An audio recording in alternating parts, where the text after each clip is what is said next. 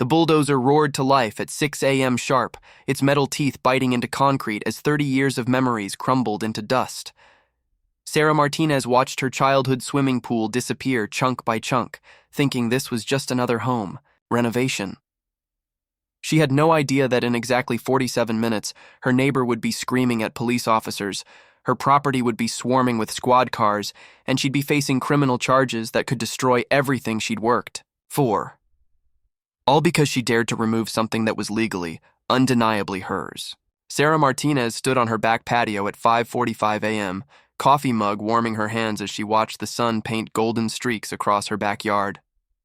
The old concrete pool stretched before her like a monument to better times, times when her kids were small, when her marriage was solid, when life felt manageable.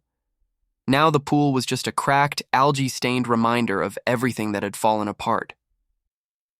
"You sure about this, Mrs. Martinez?" called out Tony Castellanos, the demolition contractor, as he climbed down from his bulldozer. His crew was already setting up equipment, their movements efficient and practiced. "Once we start, there's no going back." Sarah nodded firmly. "I'm sure. 28 years I've been maintaining this thing. The kids are grown, my ex took half my savings, and I can't afford the upkeep anymore. Besides, I need the space for the garden I'm planning." The paperwork was perfect. She'd triple-checked everything. Permits filed with the city, utility lines marked, property surveys confirmed. Her lawyer, David Kim, had even reviewed the documents. After her messy divorce, everything was by the book. At exactly 6 a.m., Tony fired up the bulldozer. The machine's diesel engine thundered to life, drowning out the morning bird song.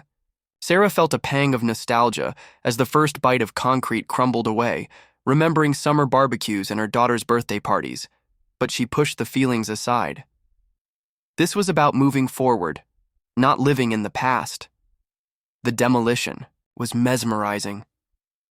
30 years of chlorinated memories disappeared in clouds of concrete dust. Sarah was so focused on the controlled destruction that she almost missed the sharp rap on her front door. She hurried through the house, still wearing her work clothes and safety goggles. Through the frosted glass, she could see a tall silhouette, Karen Whitfield, her next-door neighbor of 15 years. Sarah's stomach tightened. Karen had a talent for turning minor inconveniences into neighborhood crises. "Karen, what can I do for you?" Sarah opened the door with a forced smile. Karen stood rigid, her perfectly styled blonde hair unmoved despite the early hour. She wore a pressed blazer and held a leather portfolio like she was attending a board meeting, not dropping by for a casual chat. Her pale blue eyes were ice cold. "Sarah, you need to stop this demolition immediately," Karen announced, her voice sharp enough to cut glass. "Stop it? Why would I?" "Because you're destroying property that doesn't belong to you." Karen's words hit like a physical blow. Sarah blinked, certain she'd misheard. "I'm sorry, what?" "That pool extends onto my property, has for decades. You're essentially stealing from me by removing it without my consent." Karen opened her portfolio and pulled out what appeared to be an official document. "I had a survey done last month. 3 feet of that pool sits on land that rightfully belongs to me." The morning suddenly felt colder. "That's impossible. I've lived here for 28 years. The pool was here when I bought the house. If there was an encroachment issue, it would have come up during the sale, or sometime in the past 3 decades. Well, it didn't, but I'm bringing it up now." Karen's smile was predatory. "I'm willing to discuss compensation, of course, for the years of unauthorized use of my property, the inconvenience, the loss of my land value." Sarah's hands trembled slightly as she processed what was happening. "Karen, you can't be serious. This is my pool on my property. I have surveys, permits, documentation, and I have mine." Karen waved her document like a weapon. "Stop the demolition now, or I'm calling the police for property destruction." The bulldozer's engine roared louder behind the house, and Sarah could hear concrete chunks hitting the ground. Every crash sounded like money she'd already spent on permits, equipment rental, and Tony's crew. Money she couldn't afford to lose. I'm not stopping anything, Sarah said, surprising herself with the steel in her voice. If you have a legitimate property dispute, there are legal channels, but I'm not halting a permitted demolition based on threats. Karen's composed, facade cracked slightly. This isn't a threat, Sarah, it's a warning. You have exactly 10 minutes to shut down that equipment or I'm making the call. Then make your call, Sarah replied, stepping back into her house. I have nothing to hide. As she closed the door, Sarah's heart hammered against her ribs. Through the window, she watched Karen march back to her pristine Tudor-style home, phone already pressed to her ear. The bulldozer continued its work, oblivious to the brewing storm. Sarah grabbed her own phone and dialed David Kim's office, praying he'd arrived early. When his voicemail picked up, she left an urgent message. David, it's Sarah Martinez. Karen. Whitfield is claiming my pool encroaches on her property, and she's threatening to call the police. I need you to call me back immediately. The demolition is already underway, and I can't afford to stop it. She hung up and rushed back outside, where Tony was taking a water break. The pool was already half demolished, rebar twisted like skeletal fingers reaching toward the sky. Everything okay, Mrs. Martinez? Tony wiped sweat from his forehead. You look worried. Neighbor trouble, Sarah said, trying to keep her voice steady. How much longer do you think? The sound of sirens cut through the air, growing louder by the second. Sarah's blood turned to ice as two police cruisers rounded the corner, red and blue lights flashing. They pulled into her driveway with authoritative precision. Tony killed the bulldozer engine. The sudden silence felt ominous. Ma'am, we need to speak with you, called out the first officer, a stern-faced woman with sergeant's stripes. Behind her, Karen emerged from her house like she'd been waiting for this moment her entire life. As Sarah walked toward the police cars, her legs felt unsteady. The demolished pool behind her looked like a crime scene, chunks of concrete scattered, like evidence. The morning that had started with such promise now felt like the beginning of a nightmare she couldn't wake up from. The sergeant's radio crackled with dispatch calls. Karen stood at the property line, arms crossed, wearing the satisfied expression of someone who just played their winning card. Sarah realized with growing horror that she was about to find out just how expensive it could be to remove her own pool from her own backyard. Ma'am, I'm Sergeant Williams, the officer said, her voice professionally neutral but her eyes taking in every detail of the demolished pool. We received a complaint about property destruction. Can you show me some identification? Sarah's hands shook as she fumbled for her wallet. Behind Sergeant Williams, a younger officer was documenting the scene with his phone, the camera clicking like a countdown to disaster. Officer, this is my property. I have permits for this demolition. That's what we're here to determine, Williams replied, examining Sarah's driver's license. The complainant alleges you're destroying property that partially belongs to her. Karen approached with theatrical urgency, clutching her leather portfolio like a shield. Officers, thank you for responding so quickly. As you can see, she's already destroyed a significant portion of the structure. I tried to reason with her, but she refused to listen. Mrs. Whitfield claims the pool extends onto her property, Sergeant Williams explained to Sarah. Do you have documentation proving your property boundaries? Of course I do. Sarah's voice cracked with frustration. I've lived here for 28 years. I have the original survey from when I bought the house, plus I just had the utilities marked for this exact demolition. Everything was approved by the city. Karen stepped forward, her voice dripping with false concern. Sarah, I understand. This is emotional for you, but facts are facts. I've invested significant money in a professional survey that clearly shows the encroachment. Ignoring property lines doesn't make them disappear. Tony, who had been silently watching from beside his bulldozer, finally spoke up. Officers, I've been doing demolition for 15 years. We always verify property boundaries before starting. Work. This lady had all her permits in order, utility markings, everything. We wouldn't risk our business license on a legal demo. Sergeant Williams nodded but kept her expression neutral. Sir, I understand your position, but we need to investigate the complaint. Ma'am, she turned to Sarah, I'm going to need to see all your documentation, property deeds, surveys, permits, everything.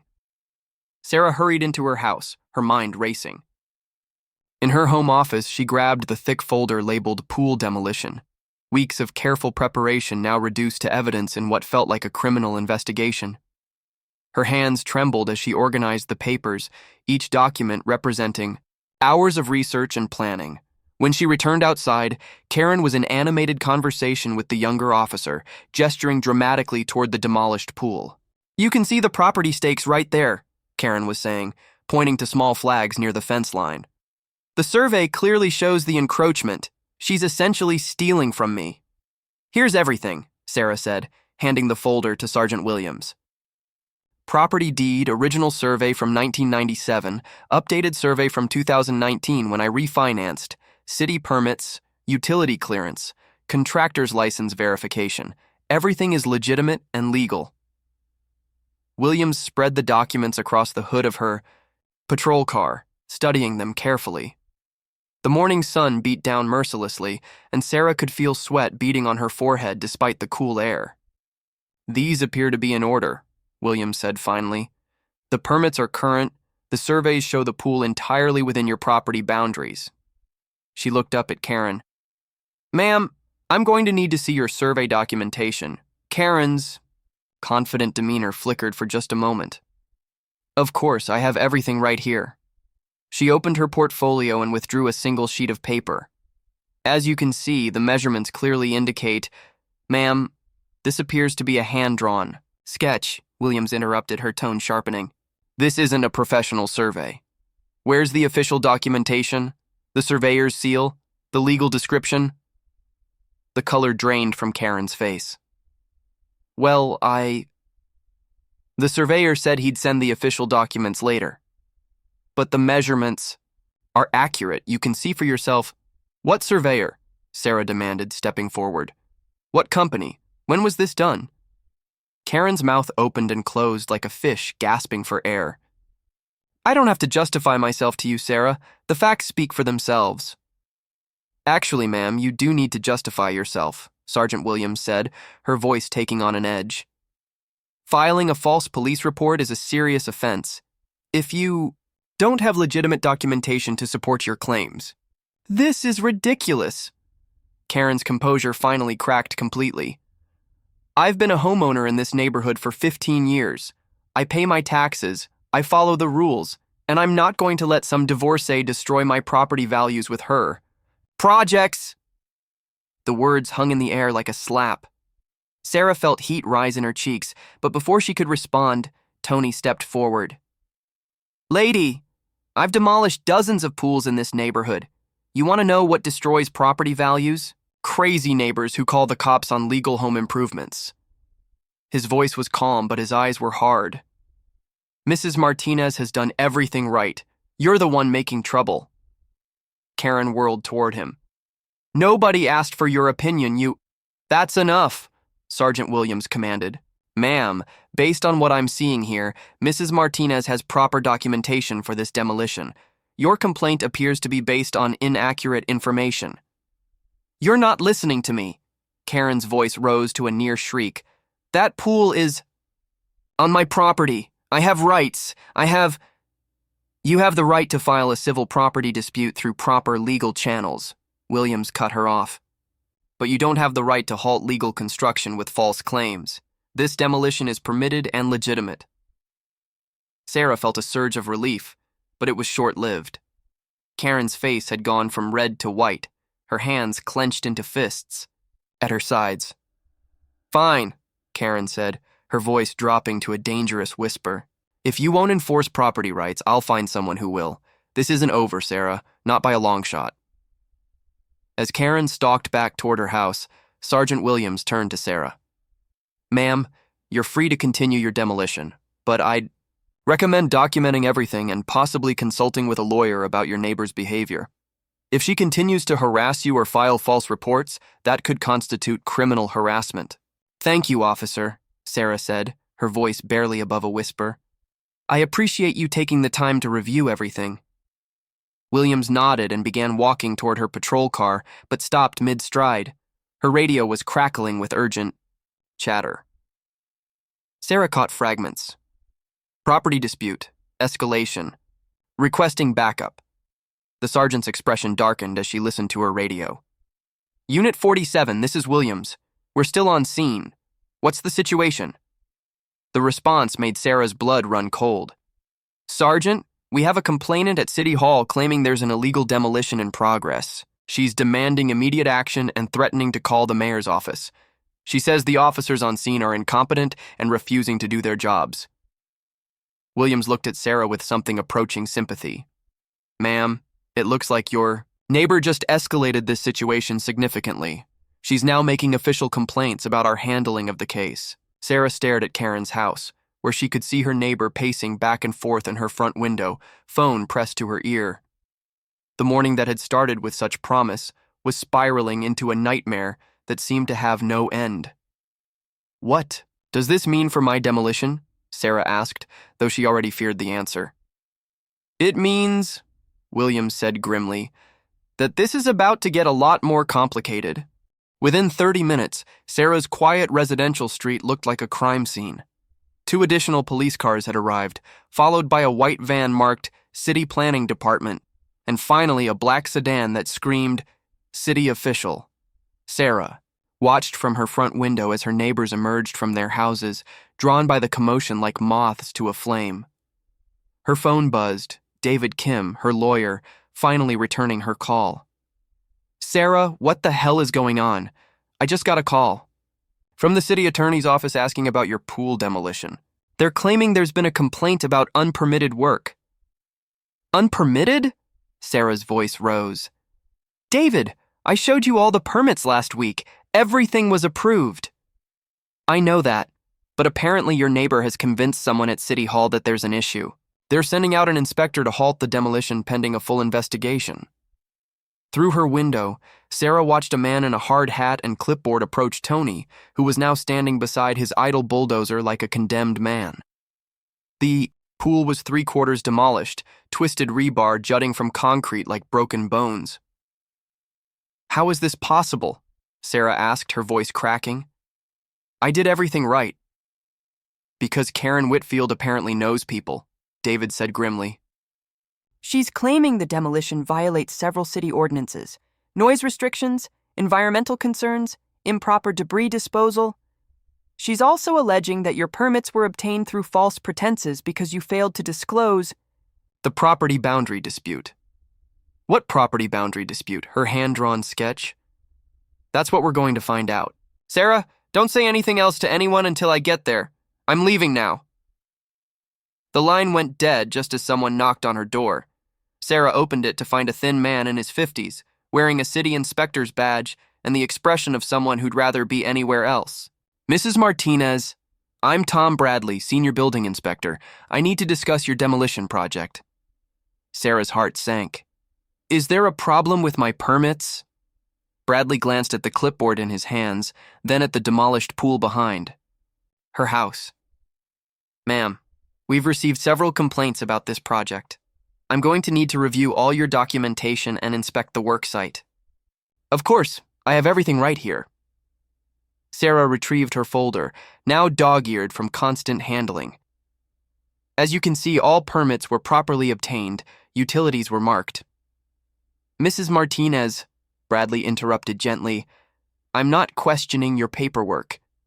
The issue is more complex than that. Behind him, Sarah could see Karen standing in her front yard, arms crossed, watching the proceedings with barely concealed satisfaction. She was no longer alone. An older man in an expensive suit stood beside her, along with a woman holding a tablet and taking notes. Who are those people? Sarah asked. Bradley followed her gaze. The gentleman is Councilman Robert Hayes from Ward 7. The woman is from the city attorney's office. Mrs. Whitfield apparently has some concerns about the environmental impact of your demolition. Environmental impact? Sarah stared at him. It's a concrete pool in a residential backyard. Mrs. Whitfield is claiming that the demolition is creating runoff that could contaminate the local water table. She's also alleging that your contractor is disposing of debris improperly and that the noise ordinance is being violated. Sarah looked at her watch. 10:30 a.m. The noise ordinance allows construction until 8 p.m. on weekdays. We started at 6 a.m. which is perfectly legal. Yes, but Mrs. Whitfield is claiming that you failed to notify neighbors of the demolition as required by city code. What? Sarah's voice cracked with disbelief. There's no requirement to notify neighbors for permitted work on private property. Bradley's expression grew uncomfortable. Actually, there is a provision in Section 14.7 of the Municipal Code that requires notification for demolitions that could affect surrounding properties. It's rarely enforced, but technically, Sarah felt the ground shifting beneath her feet. Mr. Bradley, with all due respect, I've lived here for 28 years. I've never heard of this requirement. My contractor never mentioned it. My lawyer never mentioned it. It's buried pretty deep in the code, Bradley admitted. Most people don't know about it. But if a complaint is filed, this is insane, Sarah said, her voice rising. My neighbor is manufacturing violations to stop illegal demolition. Ma'am, I understand your frustration, but I have to investigate every complaint. The city attorney's office is particularly concerned about the proper disposal of concrete debris. Sarah looked at her backyard where chunks of concrete sat in neat piles. Tony arranged for proper disposal. The debris removal truck is scheduled for this afternoon. Do you have documentation of the disposal plan? The question hit her like a physical blow. Tony said he'd handle it. He's licensed and bonded. He knows the requirements. Bradley's expression told her everything she needed to know. Mrs. Martinez, without proper documentation of debris disposal plans, I'm going to have to issue a stop work order until this can be resolved. No! The word tore from Sarah's throat. Please, I can't afford to stop the work. I've already paid for the equipment rental, the crew, the permits. If I stop now, I lose everything. I'm sorry, but my hands are tied. The city attorney is concerned about potential violations, and until we can verify compliance with all municipal codes. How long will that take? Bradley's silence answered her question. In the distance, she could see Karen talking animatedly to the councilman, gesturing toward Sarah's house like she was describing a disaster zone. Mrs. Martinez, I need you to understand something, Bradley said quietly, glancing around to make sure no one could overhear. This isn't about your pool. This is about politics. Mrs. Whitfield is a major donor to several city council campaigns. When she calls, people listen. Sarah's legs felt weak. So, what are you saying? I'm saying that even if you're completely in the right, which you appear to be, this is going to be a long fight. The city attorney's office doesn't want to get crossways with influential residents. And what about residents who aren't influential? What about people who just want to improve their homes legally? Bradley's expression was sympathetic but resigned. Ma'am, I wish I had better news. As Sarah watched the inspector walk toward his van, she saw Tony approaching with his crew. His face was grim. Mrs. Martinez, I hate to do this, but we need to shut down until this gets resolved. I can't risk my contractor's license over a political dispute. Tony, please, I'm sorry, my hands are tied. The city inspector made it clear that if we continue working, they'll pull my permits for every project in the county. He gestured toward his crew, who were already loading equipment back onto the truck. I'll hold your place in the schedule, but I can't guarantee how long that'll be. Sarah watched her demolition crew pack up, leaving her backyard looking like a war zone. Half a pool sat in ruins, concrete chunks scattered across her lawn, twisted rebar reaching toward the sky like accusing fingers. Across the property line, Karen was shaking hands with the councilman, both of them smiling like they'd just closed a profitable business deal. Sarah's phone rang. David Kim again. Sarah, I just got off the phone with the city attorney's office. This is worse than I thought. How much worse? They're considering filing charges against you for operating without proper permits, improper debris disposal, and violating noise ordinances. If convicted, you could face fines up to $50,000. Sarah sank onto her front steps, staring at the chaos that had been her peaceful morning. David, I don't understand. How did removing my own pool turn into a criminal matter? Because sometimes the system isn't about justice, Sarah. Sometimes it's about who has the most power. As if summoned by his words, Karen appeared at the Property line, no longer bothering to hide her triumphant smile. Sarah, she called out sweetly, I hope you understand that none of this is personal. I'm just protecting my property rights. Sarah stood slowly, something cold and determined settling in her chest. Karen, I need you to understand something too. What's that? This isn't over, not by a long shot. For the first time all morning, it was Karen who looked uncertain.